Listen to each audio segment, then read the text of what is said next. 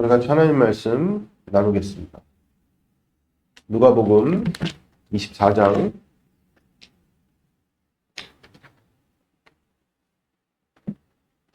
45절부터 49절까지 말씀입니다.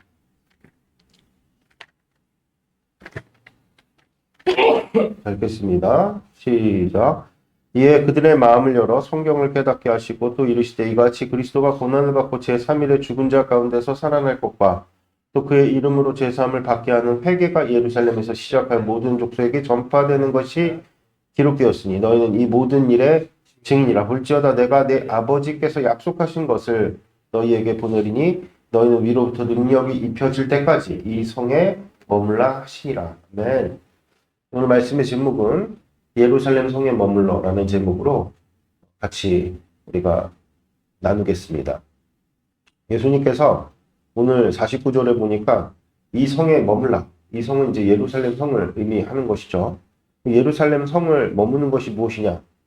사람들은 예수님의 죽음을 다 목격을 했지만 예수님의 부활을 다 같이 본 것은 아닙니다. 주님께서 일시에 500인이나 되는 자들에게 나타나셨다 이런 표현도 있지만 예루살렘 성에는 500인만 있었던 것이 아니라 압도적인 500인보다 많은 다수가 예수님의 죽음은 목격했지만 부활은 목격하지 못했죠. 그러니까 예루살렘 성에 머문다는 것은 예수님께서 죽으셨다라는 어떤 그런 절망의 메시지를 다 우리가 겪는 것을 어떤 의미한다. 이렇게 우리가 이해를 할 수가 있는 것이겠죠. 그런데 오늘 주님께서 이 말씀을 하시기 전에 이 45절에 보니까 이에 그들의 마음이 열어 성경을 깨닫게 하시고 성경을 이렇게 깨닫게 하셨다라는 이제 말씀이 있는데 성경을 깨닫게 하시는 것에는 어떤 의미가 있는가? 이것은 대략 한 우리가 4가지 정도로 분류를 해볼 수가 있는데 첫 번째는 성경을 깨닫는 것은 마음이 열려야 된다라는 것을 오늘 주님께서 우리에게 가르치시죠. 45절을 보니까 이에 그들의 마음을 열어 이렇게 이제 표현을 하고 있어요. 그러니까 우리의 마음이 연다. 이 마음은 여러분들 뭐와 관련이 깊습니까? 항상 우리가 눈이 어둡다. 그럼 마음이 어둡다. 이렇게 표현을 하죠. 근데 마음이 명쾌하다. 마음이 깨끗하다. 눈이 깨끗하다. 그러니까 성경은 이 마음과 눈을 굉장히 여러분들 연결을 많이 시키는데 이게 꼭 성경의 어떤 메시지일 뿐만 아니라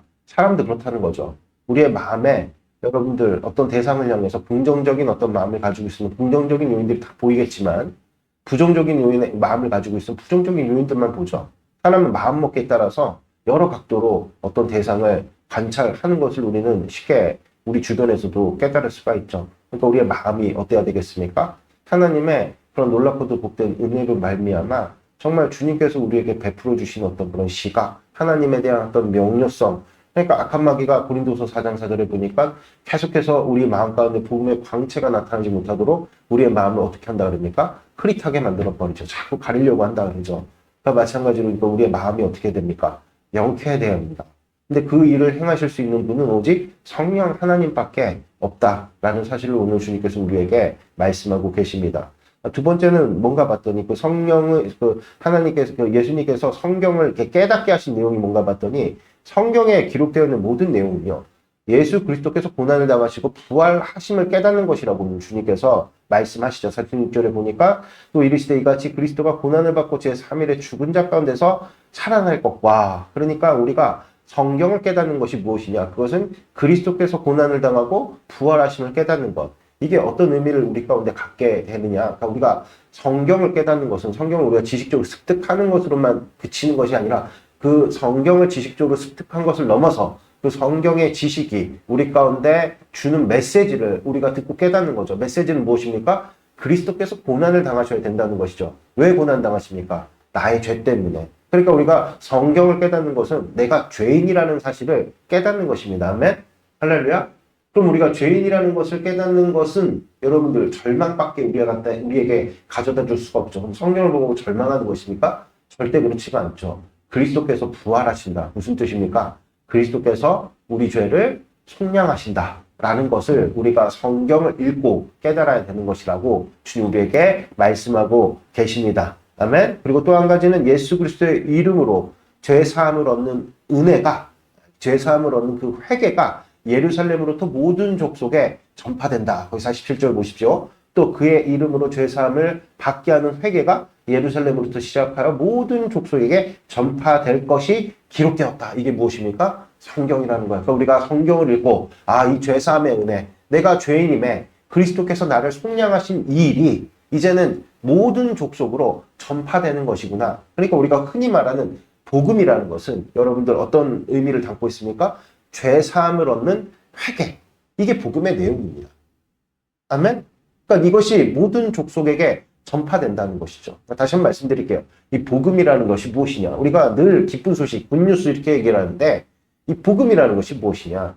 죄사함을 얻는 회개. 할렐루야. 이것을 우리가 선물로 얻었다는 것입니다. 이게 전파되는 것이 복음인 겁니다. 할렐루야.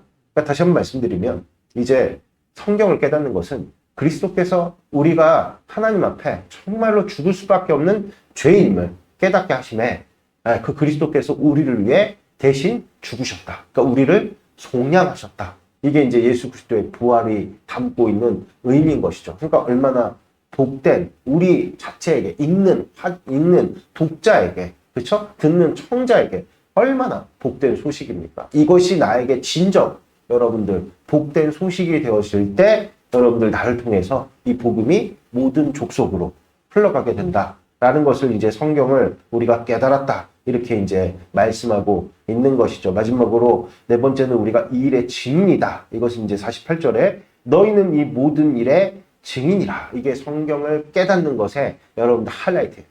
아멘? 이게 이제 마지막 종착지란 말입니다.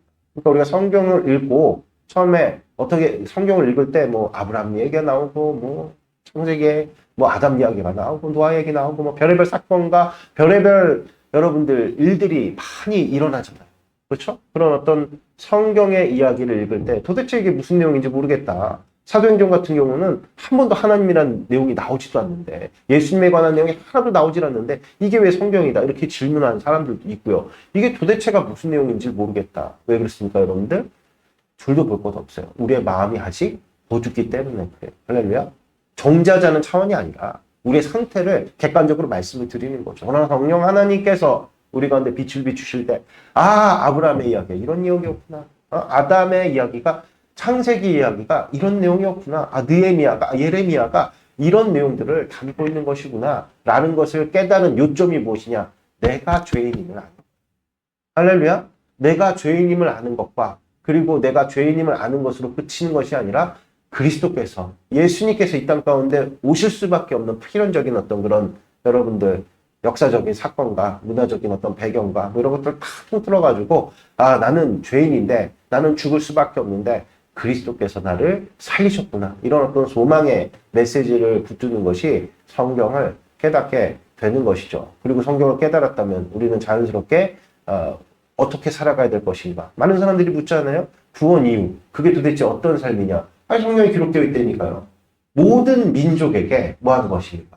이 복음을 전파하는 것. 그러니까 내가 주님께로부터 구원받았으면, 내가 주님께로부터 죄사함을 받았으면 그것이 나에게 복음이 되었을 때 여러분들 우리는 자연스럽게 비전을 붙들게 되죠. 비전은 무엇입니까? 모든 민족에게 어떻게 하는 겁니까? 복음을 전파하는 것이죠. 우리가 무슨 자격이 있어서? 증인이라는 자격입니다. 아멘. 할렐루야. 이것이 우리가 성경을 깨닫는 것이다. 그러니까 내가 성경을 늘 보고 있는데, 묵상하고 있는데, 성경에서 이런저런 교훈이 있네? 이런저런 삶의 어떤 그런 지식을 얻었네? 그 정도로만 여러분들이 유익을 얻는다면, 얼마 전에 조던 피터슨 이런 이야기를 하더라고요. 너네들이 기도를 드릴지라도 하나님께 기도를 드려야지. 너희들이 기도하는 대상은 이 크리스천들을 향해서 얘기하는 거예요. 하나님이 아니다. 이런 어떤 무서운 어떤 이야기를 한 것을 제가 들을 수가 있죠. 그러니까 성경을 깨달았다. 목사님 오늘 제가 성경을 읽고 은혜를 받았습니다. 그 은혜가 무엇이냐? 여러분들 이 네 가지 우리 예수님께서 말씀하신 내용이 다 함의되어지지 않다면 우리는 여러분들 성경을 깨달았다, 은혜를 받았다 얘기하는 것이 도리어 우리에게 해가 될 수 있다라는 사실을 여러분들이 분명하게 마음에 새기시는 복된 축복이 있기를 바랍니다. 아멘. 그래서 주님께서 이렇게 증인들에게 제자들에게 성경을 깨닫게 하셨다. 그리고 주님께서 뭐라고 말씀하셨냐면 오늘 49절에 보니까 볼지어다 내가 아버지께서 약속하신 것을 너희에게 보내리니 아버지께서 약속하신 것이 무엇입니까? 무엇을 약속하셨죠? 또 다른 보혜사를 주님께서 보내시겠다고 약속하셨죠. 그 또 다른 보혜사가 누구입니까?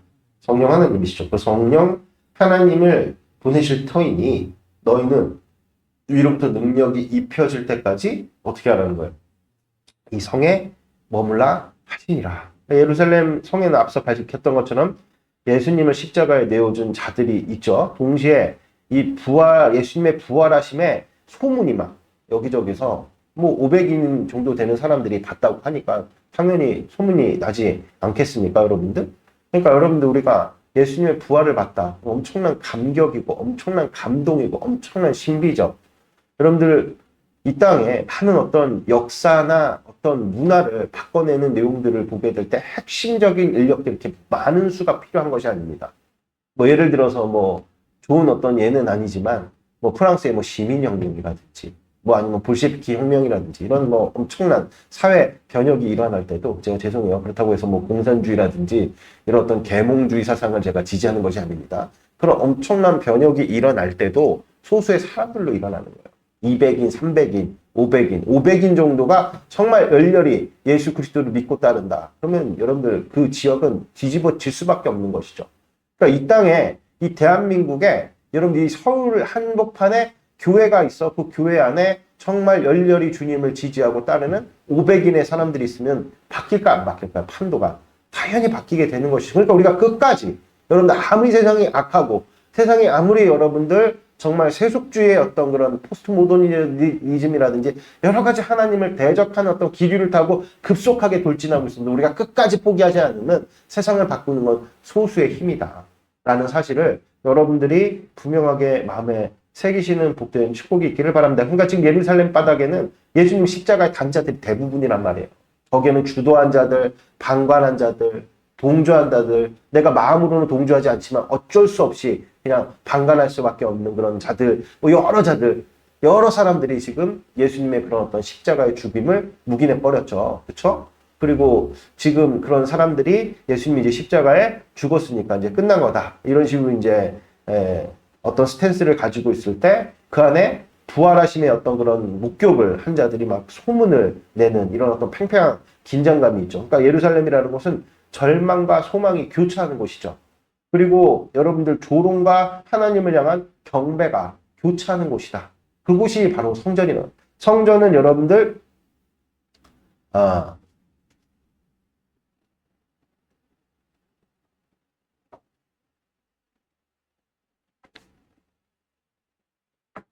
이게 뭐야?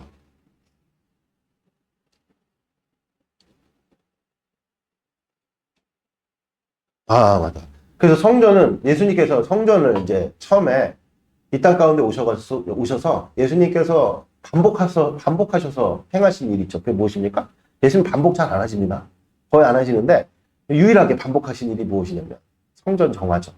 성전을 깨끗이 하신 곳. 성전은 어떤 곳이냐? 장사하는 자들이 있어요.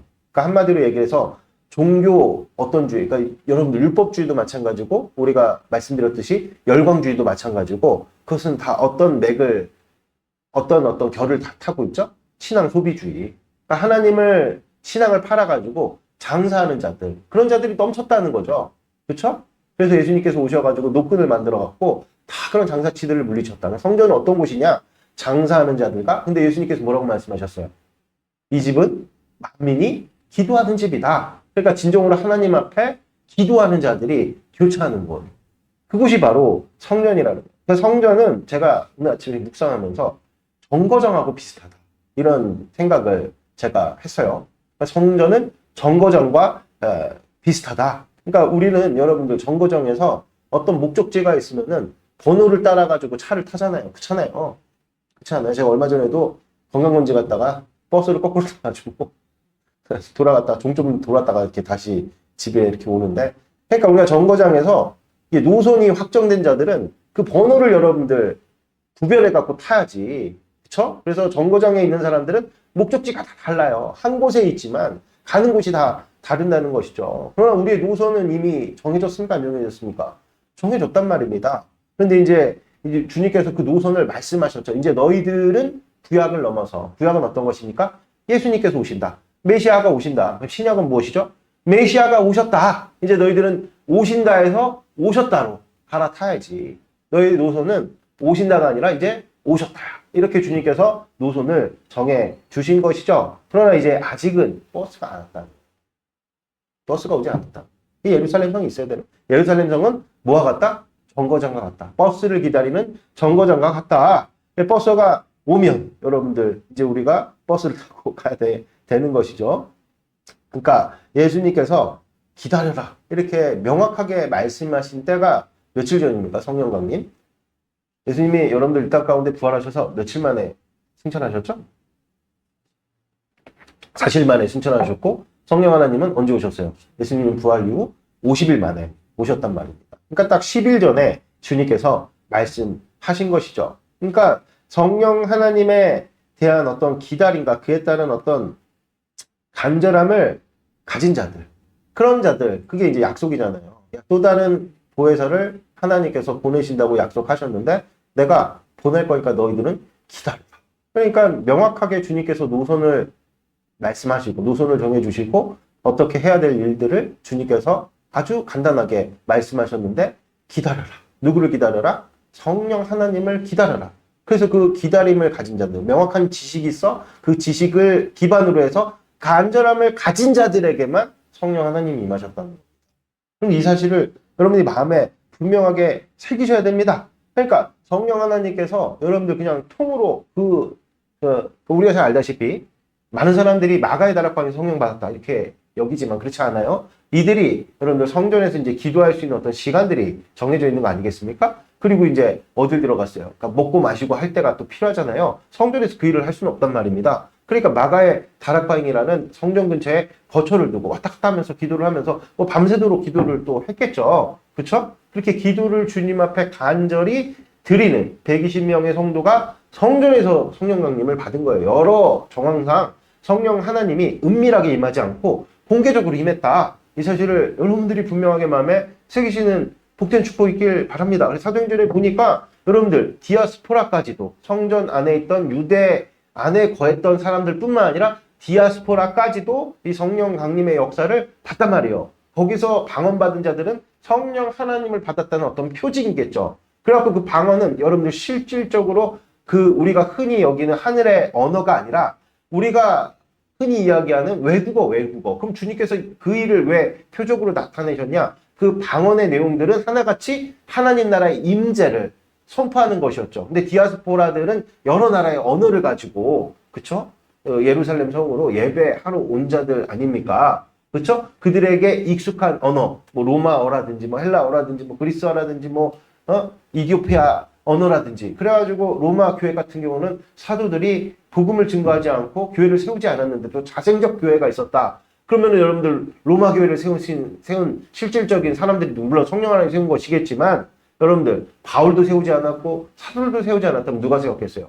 이 성령 강림 때 디아스포라 유대인들이 절기를 지키려고 그러니까 디아스포라 유대인들이 흩어져 살고 있었지만 절기 때마다 여러분들 예루살렘 성에 왔고 예배를 드린 거죠. 절기를 지킨 거죠. 그런 신실한 유대인들이 그 광경을 보고 여러분들 돌아가 같이 이제 한 마음으로 성령 하나님 뭐 그때 베드로가 회개하라 말씀했을 때 단번에 3,000명이 회개하지 않았겠어요? 그 회개했던 어떤 한 사람들이 아니었겠느냐 이렇게 이제 많은 신학자들이 추정을 하는 건데 굉장히 합리적인 어떤 그런 추론인 거죠. 다시 돌아와서 공개적으로 성령 하나님이 임하셨는데 공개석상에서 많은 사람들이 뒤섞여 있는 상황 가운데서 성령 하나님께서 임하셨는데 어떤 모양으로 임하셨습니까? 각 사람의 불이 임한 모양으로. 그러니까 불의 혀처럼, 그러니까 혀의 모양이 불이 각 사람 가운데, 각 사람 가운데. 그러니까 120명이라는 무리 가운데 갑자기 그냥 한 번에 그냥 무리 가운데 임한 것이 아니라 각 사람 가운데 임했다. 라는 사실을 여러분들이 정말로 성경을 보면서 정의를 잘 하셔야 됩니다. 그러니까 무슨 얘기냐? 지명하셔서 부르신 겁니다. 할렐루야. 아멘. 그러니까 성령 하나님은요, 그를 환영하고 간절히 바라는 자에게 언제나 마찬가지예요. 하나님께서 우리 가운데 역사하시면 여러분 환영받지 않으시면 환대받지 않으시면 절대로 우리가 깨달을 수가 없어요. 그러니까 예수님께서 2000년 전에 이 땅 가운데 오실 때에도 예수님을 환영한 동방 박사는 저 먼 곳에서부터 별이 나타나 그것을 깨닫고 예수님을 영접하실 수 있었으나 예수님이 바로 옆 동네에서 태어났음에도 불구하고 헤롯 대왕은 몰랐단 말이에요. 그 사실을. 오히려 그 사실을 깨우쳐줬음에도 불구하고 하나님을 환대하기는커녕 어떻게 하려고 그랬어요? 예수님을 죽이려고 했죠. 그러니까 예수님이 자취를 감춰버리시죠. 그러니까 다시 한번 말씀드리는데 우리가 성령 하나님을 간절히 구하고 성령 하나님을 환영하지 않으면 성령 하나님 우리 가운데 역사하실 수가 없어요. 우리 주님께서 말씀하셨어요. 노선을 정해주셨단 말이에요. 그러니까 3년 반 동안 모든 사역은 궁극적으로 제자들을 하여금 무엇을 깨닫게 하시려고 3년 반 동안 그들을 여러분들 훈련하시고 양육하시고 또 그들을 가르치신 것이죠. 성경을 깨닫게 하시려고. 딴 거 없어요. 예수님께서 이 땅 가운데 오셨고 기적도 일으키시고 우리가 흔히 얘기하잖아요. 예수님 믿었더니 뭐 이런 일이 벌어지고 저런 일이 벌어지고 이렇게 경험해주고 뭐 병도 고쳤다고 뭐 별의별 일들을 우리가 경험하잖아요. 뭐 우리 이명명 형제 같은 경우는 뭐 기도회 갔는데 목사님 안수 받을 때 뭐 찌릿찌릿했다고 그런 모든 우리가 신앙 안에서 경험하는 모든 여러분들 요인들은 한 점을 가리켜요. 성경을 깨닫는 거예요. 성경을 깨달았는데도 계속 우리가 뭐 하나님이 기적 보여주세요. 무슨 뭐 하나님께서 뭐 은혜와 뭐 역사가 일어났으면 좋겠습니다. 표적 보여주세요. 거짓말이 하나도 성경을 못 깨달은 거예요. 우리가 기도를 했더니 주님께서 기도 응답하셨다. 이런 모든 주님께서 행하시는 일들은 사도들을 통해서 또 제자들을 통해서 또 이 시대 교회를 통해서 이루신 모든 일들은 성경을 깨닫게 하시려고 앞서 밝혔던 것처럼 4가지 그리스도께서 십자가 지시고 부활하셨다. 할렐루야.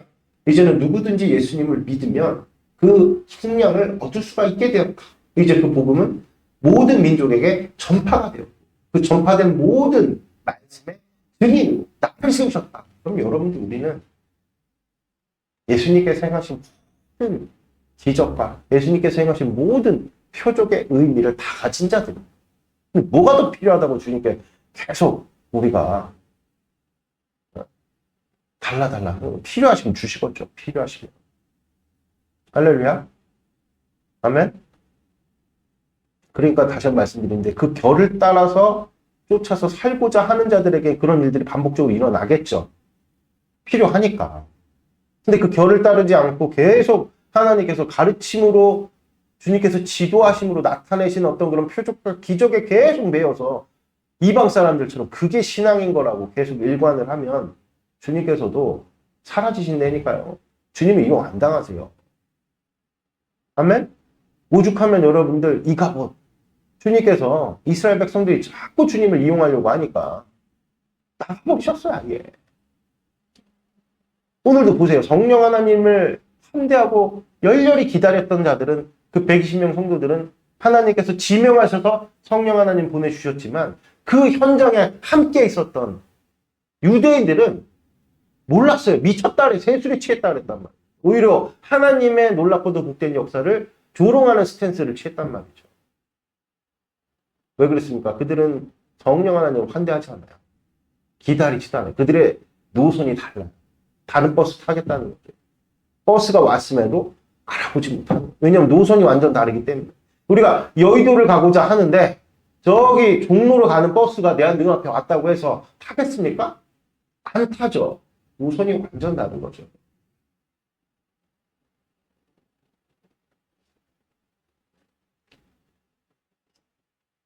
이 말씀 결론을 맺겠습니다. 주님께서 예루살렘 성이라는 정거장에서 너희들이 기다려야 돼. 무엇을 기다려야 됩니까? 버스를 기다려야 돼. 그 버스를 알아볼 수 있는 자들은 노선이 확정된 자들이에요. 우리 제자도를 왜 하느냐? 노선을 여러분 확정짓기 위해서, 갈 길을 확정짓기 위해서 제자도 하는 거예요. 뭐 말씀을 붙들면 무슨 뭐 인생이 뭐 달라지고 뭐 대박 나고 여러분들 그것은 복된 길로 가는 여정 속에서 나타나는 하나의 그런 어떤 증거에 불과한 것이고 예수님을 믿으면 여러분들 우리가 노선이 확정되는 거예요. 노선이 이미 확정되고 우리가 무슨 버스를 타야 될지를 배우는 것이 제자되는 거죠. 아멘. 할렐루야. 그래서 우리가 제자들을 통해서 우리가 배웠다. 제자들 통해서 깨달았다. 그럼 나의 갈 길에 대한 확신이 있는 자들. 그런 자들이 뭐 합니까? 기다립니다. 버스 올 때까지. 왜 못 기다립니까? 왜 못 기다리죠?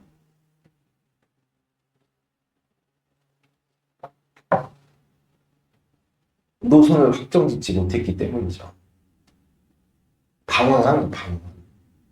정거장에서 방황해봐요, 여러분. 오메가메.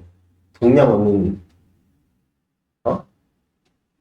그런 데밖에 더 있겠어요. 정거장에서 방황하는 건 여러분들, 인생에 정말 쓸데없는, 가끔 이제 버스 여행 같은 거 가시는 분들, 맨날 다녀보신 적 있으신가? 혼자 가지고 내가 어딜 갈까? 정말 무의미하죠. 그러나 우리 인생에 정말 가야 될 길이 한 자들은 정거장에 오래 머물죠. 그러면 우리가 왜 정거장에 쓸데없이 오래 머무느냐? 가야 될 길이 불분명하기 때문에 버스가 계속 와도 내가 갈 길이 불분명하니까 안 타. 나의 갈 길을 우리 주님께서 확정하신 줄을 믿습니다. 부지런히 배워서 확정하세요. 그래야 왜 성령 하나님께서 나에게 역사를 안 하십니까? 둘 중에 하나예요. 노선 가르쳐주는데 계속 가기 싫다. 버팅기고 있는 거. 노선이 불분명하니까 정거장에서 그냥 머물러 있는 거죠. 그렇죠? 그리고 또 한 가지는 무지하고 안 배우려고. 계속해서 자꾸 신앙을 오해하고. 그렇죠? 우리 주님께서 가시고자 하는 어떤 그런 목적지. 나는 주님께서 여의도를 확정시켰는데 여기도 안 간다고. 중로 갈 거라. 그렇게 우리가 버팅기면 우리가 버스가 와도 탈 수가 없죠. 그러나 우리가 제자들과 또 이렇게 주님께서 가르치시고 우리에게 지식을 허락하시는 이런 어떤 교회 안에서의 교제와 말씀과 양육을 통해서 나의 갈 길이 확정될 때 여러분들 기도하시게 되면 간절히 기다리게 됩니다. 언제 오냐 시계 보면서 요새는 정거장이 전자식으로 바뀌어서 얼마나 편리해졌어요? 몇 시에 오는지 다 알아요. 갈 길이 확정되면요 길어봐요. 버스의 간격은 10분밖에 안 되잖아요. 길어봐야 10분만 기다리면 되는데 갈 길이 확정되지 않으면 이렇게 더운 여름날에 그냥 하염없이 정거장에 앉아 배 쫄쫄 굶고 힘든 거예요 인생이.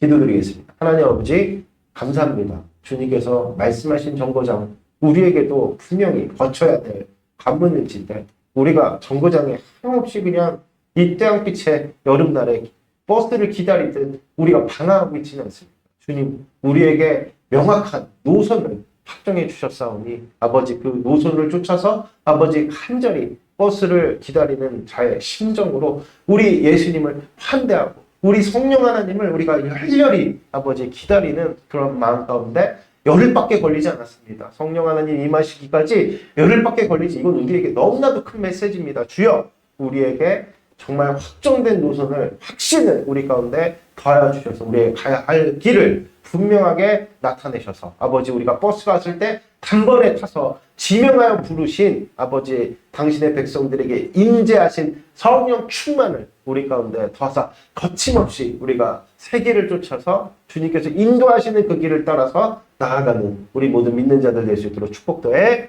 주시옵소서. 감사합니다. 부활의 주님 되신 예수님 이름으로 기도드렸습니다. 아멘.